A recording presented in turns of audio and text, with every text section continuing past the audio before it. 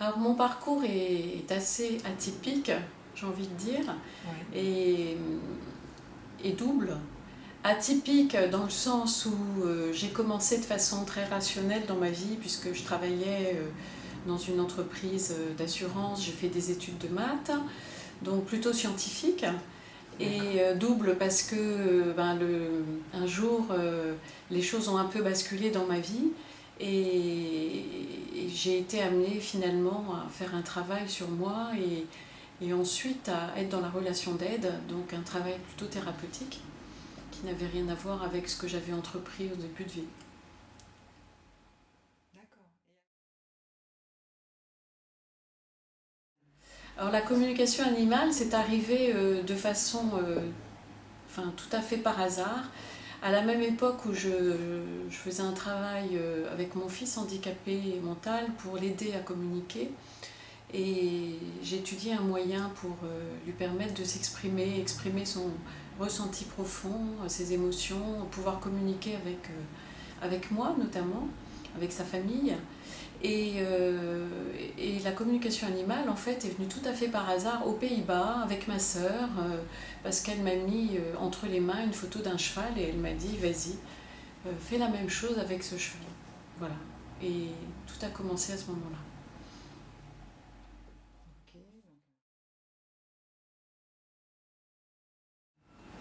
Alors au début, j'ai travaillé beaucoup en live, c'est-à-dire directement avec les animaux, ce qui était assez compliqué parce que pour les gros animaux, bon, ça limitait un petit peu le travail puisque quand ils sont dans un pays lointain ou dans l'eau, par exemple les dauphins ou même des animaux qui sont sur d'autres continents, je ne pouvais pas communiquer avec eux. Donc je me suis aperçue que via la photo, c'était la même chose puisque la distance en fait importe peu. La communication se fait de la même façon. Et donc maintenant, je travaille essentiellement sur photo, avec quelques éléments qui sont indispensables justement pour être sûr que je communique avec le bon animal, notamment son nom, le nom de son maître, le lieu où il vit et son âge. Voilà. Einstein disait déjà que le cerveau agit comme un poste de radio qui émet des fréquences vibratoires et donc des fréquences qu'on perçoit. Mais la physique quantique va beaucoup plus loin avec les champs morphiques de Rupert Sheldrake. Et je pense que on se relie de cette façon à la mer d'énergie, une mer d'énergie, d'information de l'univers. Parce que tout est énergie en fait. L'information vient toute seule. Euh, pour moi, c'est comme ça que ça se passe. Les mots viennent tout seuls. À partir du moment où on est dans ce vide, on accueille tout ce qui vient naturellement sans faire de censure.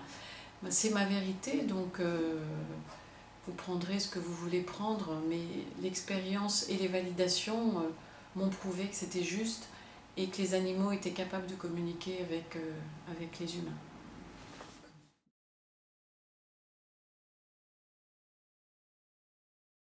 Alors, ce que ça apporte à l'animal, avant tout, c'est un soulagement parce que les animaux sont très demandeurs. Ils ont un savoir inné qui leur permet de nous communiquer en fait ce qui est bon pour eux, ce qui est juste pour eux. Et donc, la communication, c'est pas comment dire, c'est pas l'explication de leurs mots qui est important, mais c'est vraiment l'expression de leur conscience, la traduction de cette conscience. En fait, je, je me définis comme une médium animalière, traductrice de la conscience animale, puisque quand je me focalise sur la photo de l'animal avec lequel je communique, me viennent des mots, des émotions, et ça forme des phrases que j'écris, et donc ce texte est libérateur pour l'animal, parce qu'il induit des transformations. En fait, c'est essentiellement ça qui joue.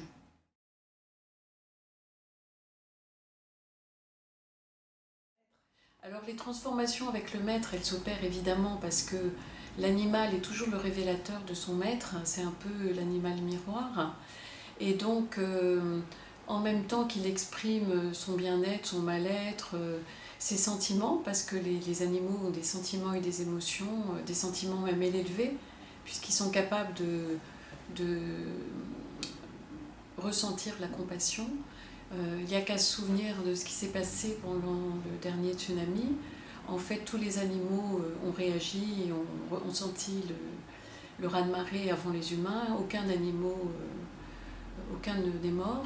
Et les éléphants ont même pleuré. Donc ça montre bien qu'il y a une grande compassion au niveau du règne animal. Et c'est un peu ça que je veux faire passer.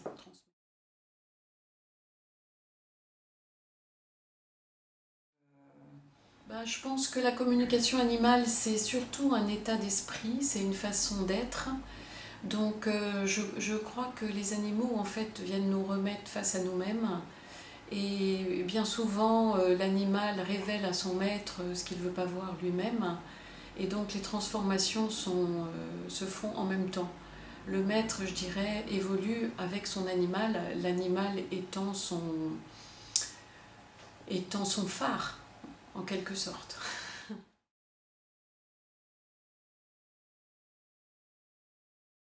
Ah oui, oui, j'ai plein d'anecdotes magnifiques. Bon, ce qu'il y a, c'est que j'oublie très vite ce qui se passe dès que j'ai communiqué. Mais bon, je me souviens de dernières anecdotes assez chouettes, bon, notamment d'un chat qui était perdu en Corse, un chat à l'état sauvage pratiquement. Et sa maîtresse le recherchait depuis un mois et elle s'inquiétait parce que j'avais communiqué avec lui et qu'il disait qu'il ne pouvait pas rentrer, qu'il était blessé. Donc elle se demandait si il pouvait atteindre sa maison, si les voisins l'avaient bien nourri, etc. Et donc elle a décidé d'envoyer sa fille en Corse. Et avant ça, elle m'a demandé qu'est-ce qu'il en dit, notre chat. Donc j'ai communiqué avec le chat et le chat, il a dit je suis très content, en fait je les attends. Je les attends et voilà, et j'ai communiqué ça à la maîtresse en disant il me parle d'un garage bleu, mais bon, il peut y avoir aussi des erreurs dans les communications, on ne peut pas tout prendre au pied de la lettre. Enfin j'ai transmis ça et immédiatement sa maîtresse m'a répondu notre garage est bleu. Et sa fille est partie le lendemain et le chat attendait. Ils l'ont retrouvé. Voilà, une belle histoire. Mais il y en a plein d'autres.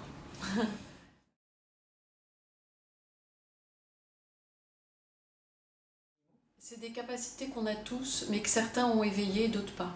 Donc moi je pense que c'est quelque chose qui m'est venu à la suite d'une opération un peu longue, comme si un canal s'était ouvert.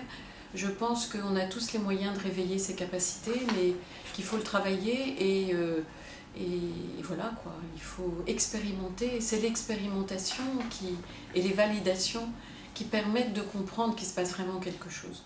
Mais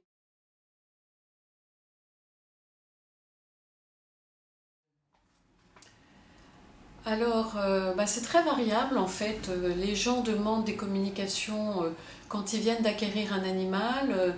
S'ils l'ont adopté, ils demandent par exemple ce qui s'est passé dans sa vie avant, ce qu'il aurait subi comme traumatisme, est-ce qu'il est d'accord pour être adopté, est-ce que ça va bien se passer avec eux. Donc ils sont très inquiets par rapport à ça. Sinon, quand ce sont des animaux qui ont été acquis tout jeunes, savoir comment il se sent, s'il a des choses à dire, est-ce que son alimentation lui convient, est-ce qu'il est heureux, c'est toujours des questions assez simples. Ou bien ça peut être aussi lié à des maladies, si l'animal est prêt à partir. Souvent c'est le maître qui est pas prêt à lâcher son animal, donc c'est une façon de lui dire adieu. Mais il y a il y a toutes sortes de cas en fait. Notamment avec les chevaux, il y a vraiment plein de choses qui se passent. Alors, est-ce que ça...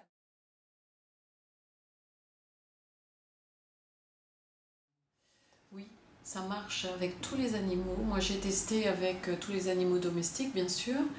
J'ai testé aussi j'ai des expériences avec des dauphins en delphinarium et des dauphins sauvages. Donc, c'est sûr que c'est pas la même chose, mais on s'aperçoit que certains animaux ont un lien très élevé en fait avec le spirituel, notamment tous les cétacés et les chevaux notamment.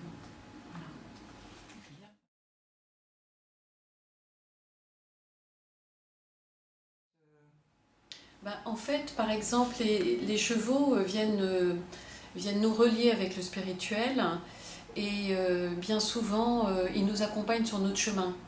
Donc, les animaux, en général, ont des caractéristiques, bon, chaque règne a des caractéristiques particulières, mais le cheval est vraiment un lien avec le spirituel, le chat aussi, parce que le chat est en lien direct avec le monde des esprits, mais le chien c'est encore différent, puisque ils ont fait des choix, je dirais, d'incarnation plus au quotidien. Ce sont des animaux fidèles qui viennent aussi transformer leur maître.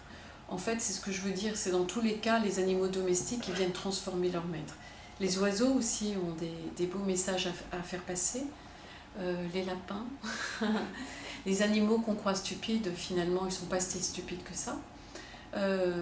Par contre, moi, j'ai communiqué avec des animaux, j'ai pas eu vraiment d'atomes crochus, par exemple avec les autruches, j'ai pas vraiment accroché. C'était dans un zoo, mais peut-être que la captivité les rend un peu fous. Donc, même les singes, les grands singes, ont une énorme tristesse dans les zoos. Et en fait, c'est ça que j'ai capté, donc ça m'avait vraiment touchée, j'ai pas continué.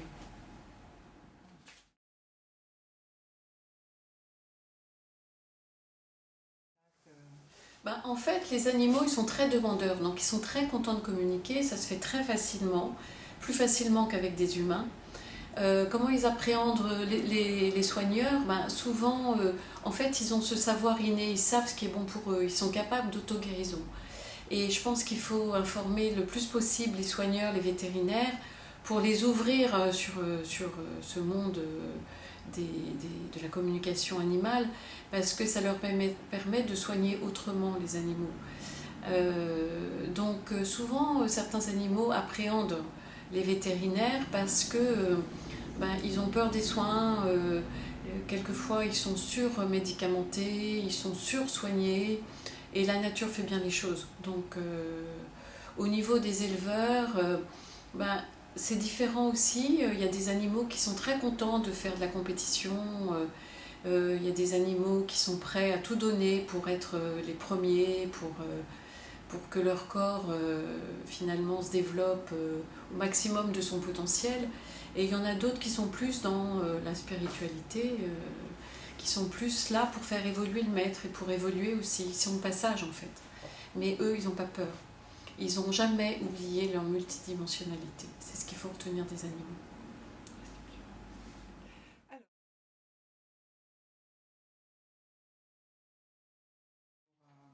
Alors, j'ai un site qui va sans doute évoluer parce que je voudrais qu'il soit un peu plus interactif.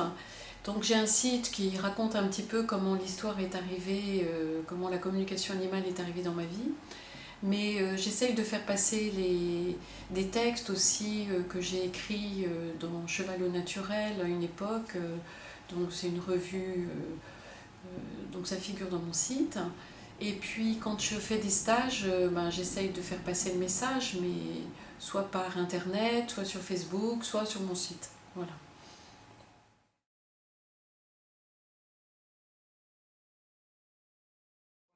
C'est que les animaux n'ont pas perdu leur multidimensionnalité, comme nous les humains, et qu'en fait ils sont vraiment là pour participer à notre évolution personnelle. Je pense que la communication animale, si elle se développe, c'est aussi pour nous apprendre à regarder les animaux autrement et les voir comme des partenaires et non pas comme des partenaires d'évolution, de notre évolution, et non pas comme des choses. Il ne faut pas oublier que c'est tout récent que les animaux sont considérés comme ayant une conscience. C'est quand même incroyable qu'on arrive au XXIe siècle pour entendre dire que les animaux ont une conscience. Voilà, c'est ce que je voulais dire pour la faute.